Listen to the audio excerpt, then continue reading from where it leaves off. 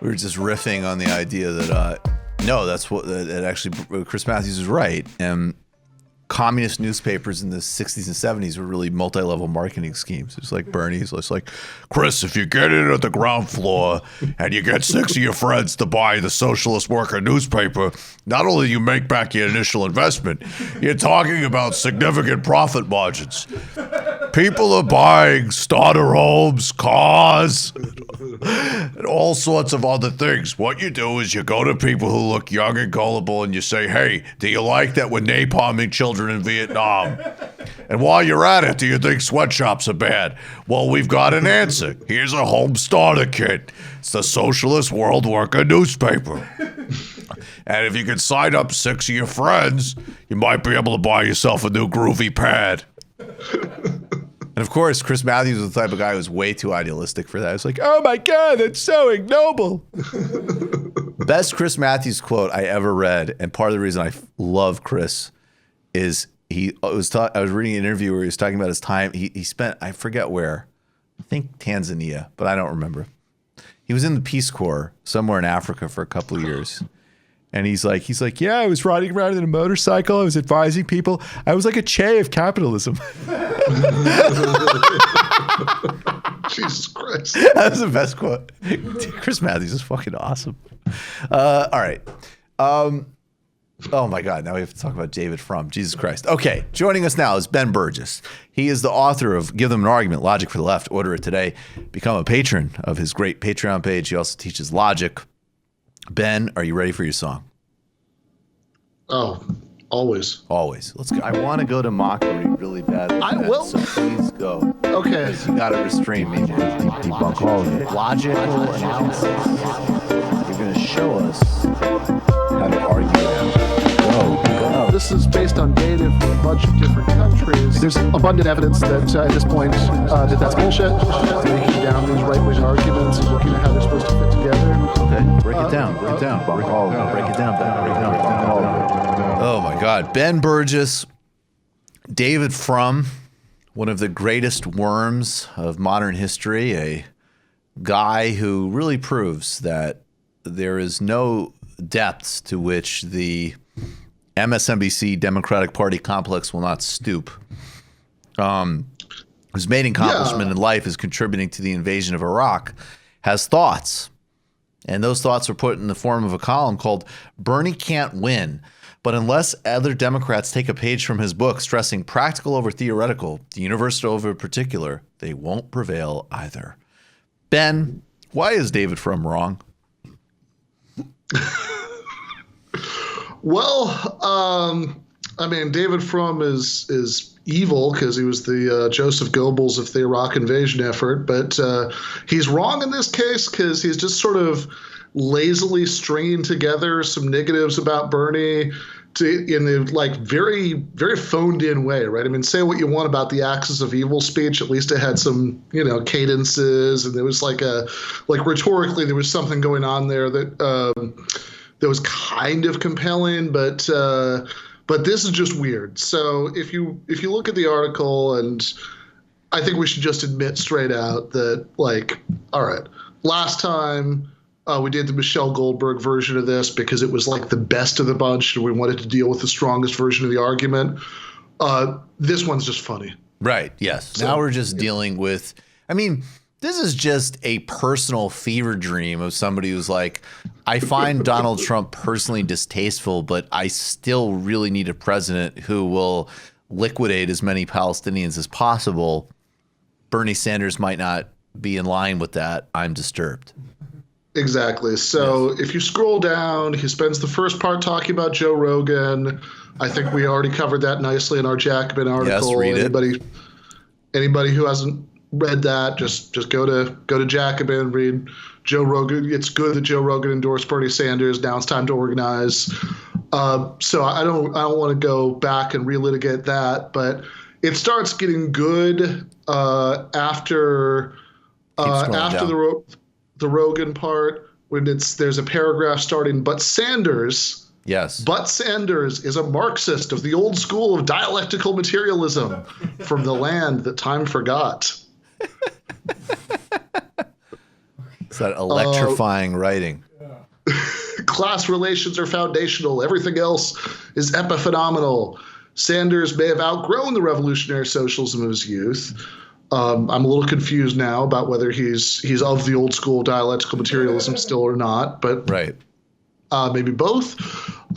He seems to think in terms of ameliorating bourgeois hegemony rather than overthrowing it. He is not necessarily hostile to transgender claims. He has co-sponsored the current version of the Equality Act, which includes transgender people in the classes to be provided equal public accommodation to be protected from job discrimination. So he's co-sponsored this important piece of civil rights legislation for trans people. So he's not like necessarily hostile, but Sanders certainly does seem to think that such concerns are secondary, and then he quotes their answers to a debate question about it.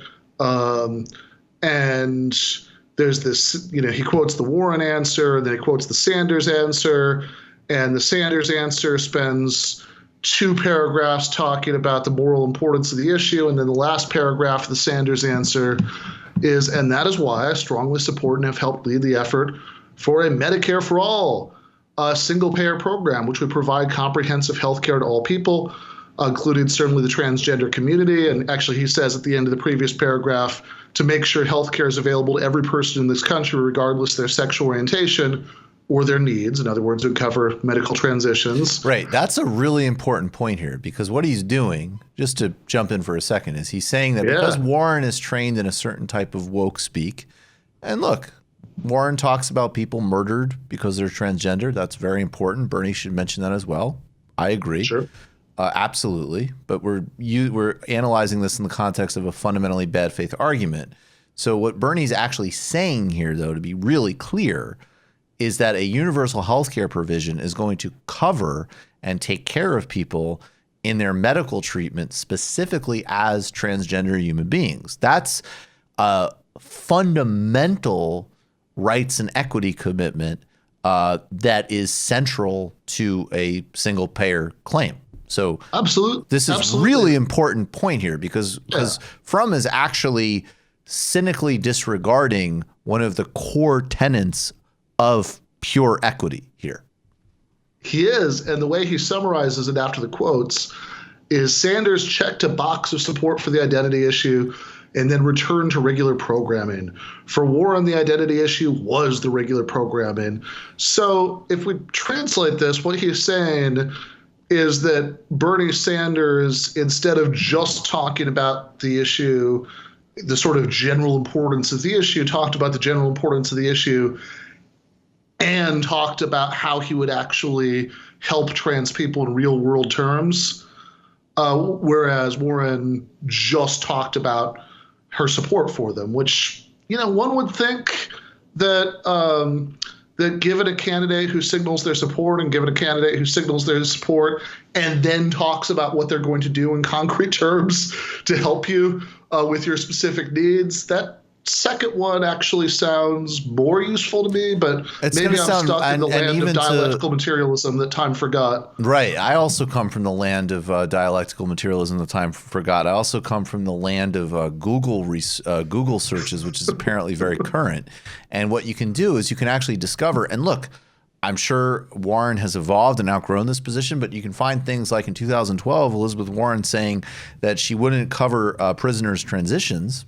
And you can find in the 1980s that Bernie Sanders was extremely pro-trans as mayor of Burlington. You can actually find in the Daily Beast a rag that is very much not known for pro-Sanders reporting. Yeah, the Daily Beast is not one of those newspapers being sold at the anti-war rally that Chris Matthews went to. That's right. He created a trans mecca, I believe in their words, in 1984. So in other words, in the grip of the Reagan administration, where not only, of course, was it viciously anti-trans, it was viciously anti-LGBTQ across the board, Bernie Sanders, in addition to all of the other incredibly positive things he did as mayor of Burlington, created a sanctuary of rights for people who are transgender. So that might be another thing, even outside of the forgotten land of dialectical materialism, that you actually could have tapped into to cross-check your claims a little bit. But, to be fair, David Frum's judgment might be clouded on this because we all know of his intense and profound advocacy going back for the presidential administration that ran its reelection campaign on literally enshrining discrimination against gay people into the Constitution. So I understand that he really cares about these things, and he's obviously very sincere. And learning trendy woke speak is in no way a obvious indication of how utter bullshit it is and how it doesn't actually reflect people's real, genuine material and ethical commitments. Yeah, I mean, the 2004 election, when his boss was running for re-election, literally by doing things like, even in states that already had specific laws prohibiting marriage equality, they would do referendums redundantly double or triple banning it just to get out the vote.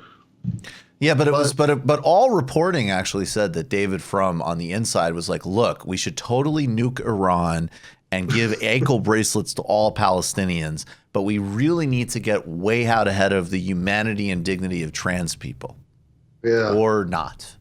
Actually, maybe yes to the first two things I said. Those things are plausible. The first two things are entirely plausible. Yes. The third a little bit less so. All right. Then he says Bernie Sanders is a fragile candidate, blah, blah, blah. This is all the usual stuff about how he's not vetted, by which when people say that, what they really mean is that in 5 years of centrists and conservatives throwing everything they have against the wall, none of it stuck, and people still like Bernie. So they conclude that it must be that they just didn't say it loudly enough.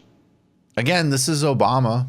In 2012, some great hucksters were able to hustle some moron money from, stupid plutocrats by saying that in a campaign where some idiot vice presidential candidate said he palled around with terrorists, and every conspiracy theory and race baiting thing imaginable was thrown at him.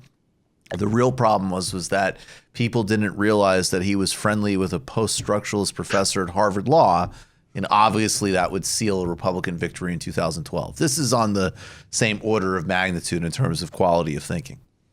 Right. Now, Frum's analysis actually gets even more rigorous in the next paragraph. This is amazing. The Trump campaign will not steer clear of, exploiting these vulnerabilities that he's sure that Bernie has. It will hit him with everything it's got. It will depict him as a communist in the group of twisted sexual fantasies, a useless career politician who oversaw a culture of sexual harassment's 2016 campaign, through 2000, which, by the way, I'm sure Donald Trump, of all people, would be very credible on that last one. Totally.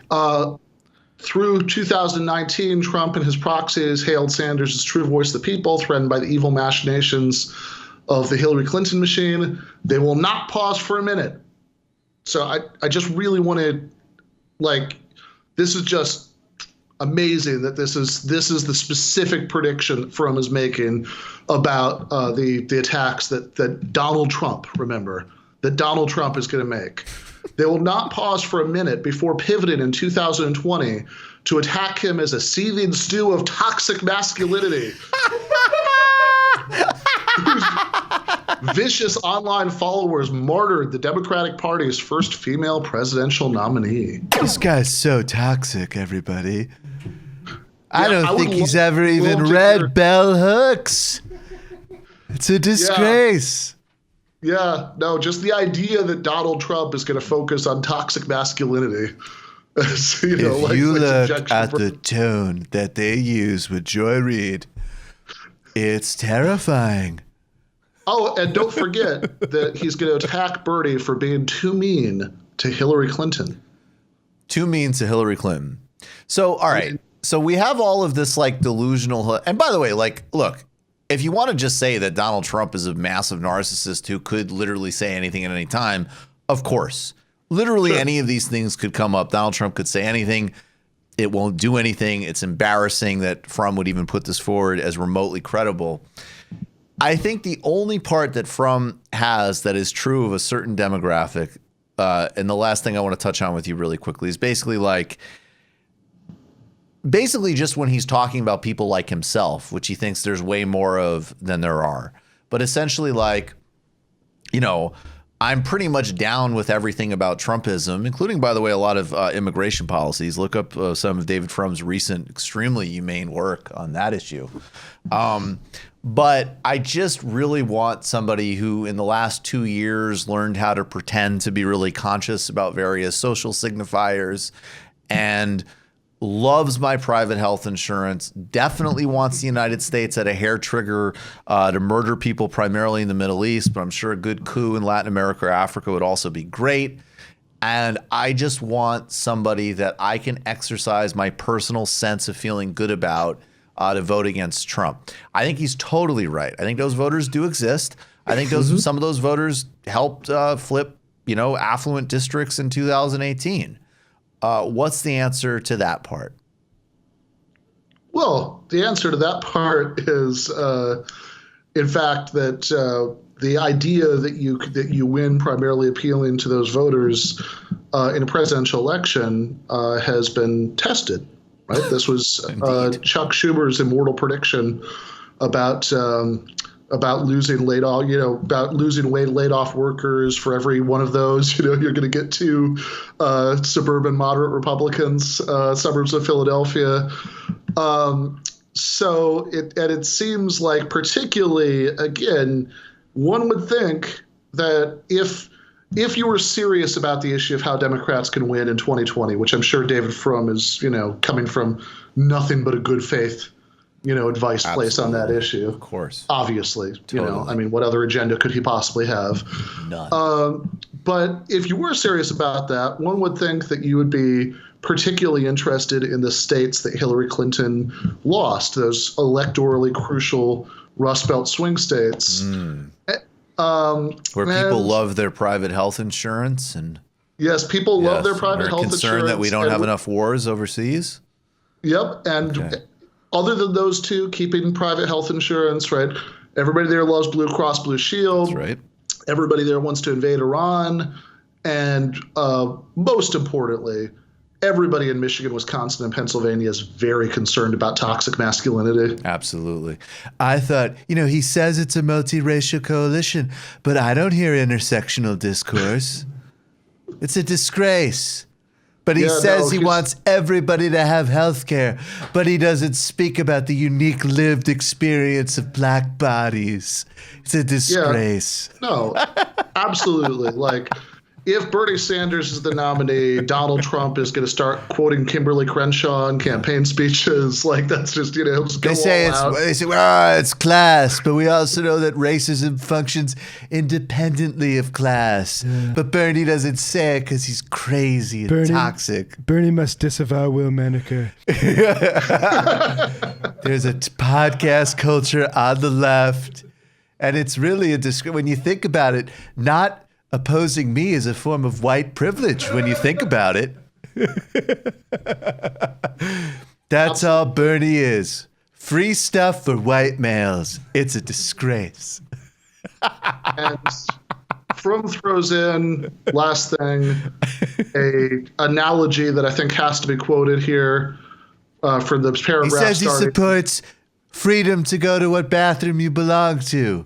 But what was his facial expression when he said it? I want an intersectional body language expert.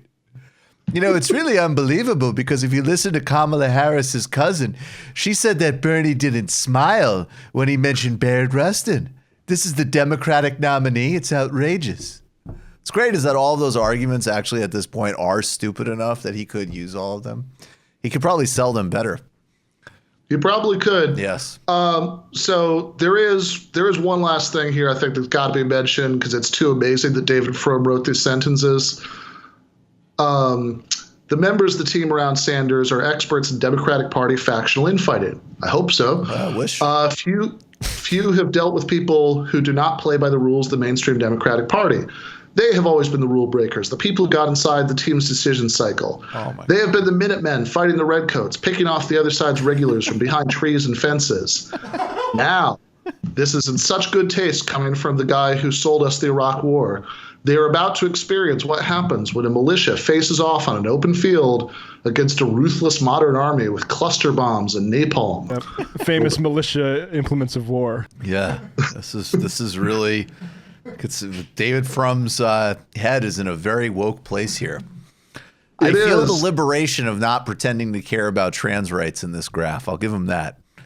Yeah. I'd also note, though, that his confidence that the ruthless modern army with cluster bombs and napalm is always going to beat the scrappy militia, that one wonders if he knows what happened in Vietnam or Iraq. The Viet Cong won, asshole. And So- yes, if you want to carry this extremely disgusting analogy further, we can. Millions of people murdered, a whole country utterly devastated. So, and that is what, as an example, you're doing to your own career reputation by writing something as stupid as this. But the Viet Cong won, and Bernie's going to win. You slack-jawed, dead-eyed, war-promoting, misery, sad sack of a best-case scenario, Curb Your Enthusiasm extra loser. Jesus Christ. Where do these people come from? Is this the same column where he also was like, if you're like me, like the most consequential moment of your life was waiting for your college acceptance letter?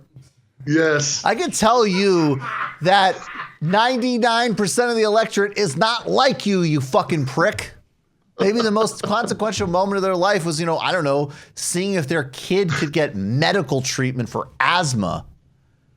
Yeah, well, you dead-eyed, slack-jawed sociopath, Curb Your Enthusiasm extra, best-case scenario loser. All right, I'm sorry. I'm pretty sure David Frum has a wife and some kids, and just everything else aside, I would think that there might be moments in his life that would be more emotionally resonant for him than getting the college acceptance letter. Probably when they started bombing Baghdad. Ben Burgess, as always, appreciate your time. Everybody check out, give them an argument, Logic for the Left. Ben, see you Friday. See you Friday. All right. Thanks, man. You just watched a Michael Brooks show video. Subscribe to get them all. Why wouldn't you? Don't be foolish. Click subscribe below and become a patron as well.